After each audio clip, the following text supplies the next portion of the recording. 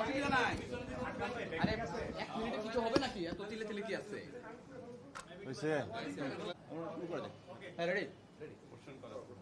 আজকে আপনারা জুলাই ঘোষণাপত্রের যে অনুষ্ঠান সেখানে আপনারা গিয়েছিলেন এবং কিছুক্ষণ আগে জাতির উদ্দেশ্যে প্রধান উপদেষ্টা ভাষণ দিয়েছেন।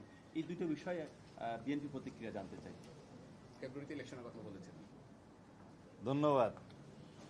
আজকে 5ই আগস্ট 2025, 1 বছর আগে এই দিনেই আমরা ফ্যাসিস্ট মুক্ত হয়েছিলাম। হাজারো ছাত্র জনতার রক্তের বিনিময়ে অর্জিত হয়েছিল বাংলাদেশের এই ফ্যাসিস্ট মুক্ত বাংলাদেশ। বিগত 16 বছরের অবিরাম সংগ্রাম এবং যারা রক্তদান করেছেন বাংলাদেশের মানুষের অধিকার আদায়ের জন্য, তাদের সকলের প্রতি শ্রদ্ধা জ্ঞাপন করি, বিনম্র শ্রদ্ধা জ্ঞাপন করি। বিগত 2024-এর জুলাই আগস্টের ছাত্রগণ অভ্যুত্থানে যারা শহীদ হয়েছেন, আহত হয়েছেন, দিনে আমাদের বিশাল অর্জন।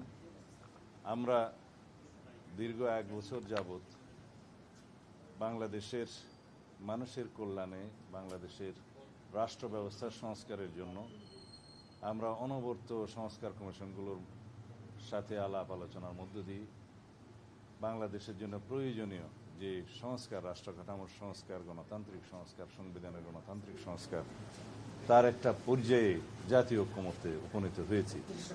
সেটা আশা করি খুব শিগগিরই ঐক্যমতের ভিত্তিতে যথাযথ প্রক্রিয়া স্বাক্ষরিত হবে এবং আশা করি সেটা বাস্তবায়ন প্রক্রিয়া নিয়েও যদি আলাপ আলোচনা হয় সেখানেও আমরা অংশগ্রহণ করব। তার মধ্য দিয়ে জাতির যে ফ্যাসিবাদ বিরোধী জাতীয় ঐক্যমত্য প্রতিষ্ঠা হয়েছিল আগে, সেটাকে আমরা সমুন্নত রাখবো এবং এই ফ্যাসিবাদ বিরোধী জাতীয় ঐক্যকে আমরা শক্তিতে পরিণত করে এই জাতিকে এগিয়ে নিয়ে যাব এবং একটি শক্তিশালী গণতান্ত্রিক রাষ্ট্র, সমাজ এবং সরকার ব্যবস্থা প্রতিষ্ঠা করব ইনশাআল্লাহ।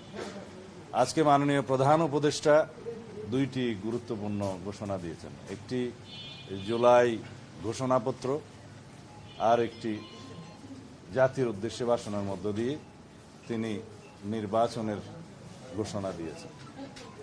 আমরা দুটোকেই স্বাগত জানাই। জুলাই ঘোষণাপত্রের যে সমস্ত ঘোষণা, তাকে রাষ্ট্রীয়ভাবে এবং সাংবিধানিকভাবে স্বীকৃতি দেওয়ার জন্য আমরা প্রতিশ্রুতিবদ্ধ এবং যথাযোগ্য জায়গায় সংবিধানে সেটা স্থাপন করা হবে, সেই প্রতিশ্রুতি আমরা আগেও দিয়েছিলাম।